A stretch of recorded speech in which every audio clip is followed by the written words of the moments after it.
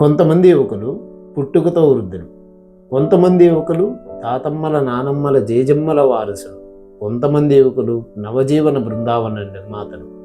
ఎంత గొప్పగా చెప్పారు శ్రీశ్రీ గారు.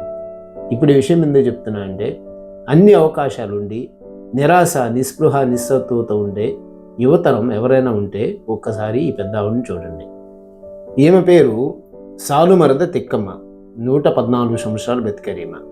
కర్ణాటకలో జన్మించిన ఈమె ఎటువంటి విద్య లేకపోయినా తను నమ్మిన సిద్ధాంతం చెట్లే నా పిల్లలని 385కు పైగా బనియన్ ట్రీస్ని హలికల్ కూడూరు మధ్యలో నాటింది. ఇది రామ్నగర్ డిస్టిక్లో ఉంది. కొంతమంది వారసత్వంగా భూ బ్యాంకుని ఇస్తారు, మరికొంతమంది బ్యాంక్ బ్యాలెన్స్ని ఇస్తారు. కానీ ఈమె మాత్రం ఆక్సిజన్ బ్యాంక్ని ఆ ప్రాంతవాసులకు అందించి భవిష్యత్ అవసరాలని తన చేతంతో మనకి తెలియజేసి ఈరోజే దివికెగినారు. ఎన్విరాన్మెంటలిస్ట్గా ఆమె ఎన్నో అవార్డులు అందుకున్నారు. 2019లో భారత ప్రభుత్వం ఆమెకి పద్మశ్రీ అవార్డుతో సత్కరించింది. వృక్షమాతగా పిలువబడే సాలుమరద తిక్కమ్మ గారికి ఎడ్యుకేట్ టుడే ఇండియా తరపున నివాళులు తెలియజేస్తున్నాం.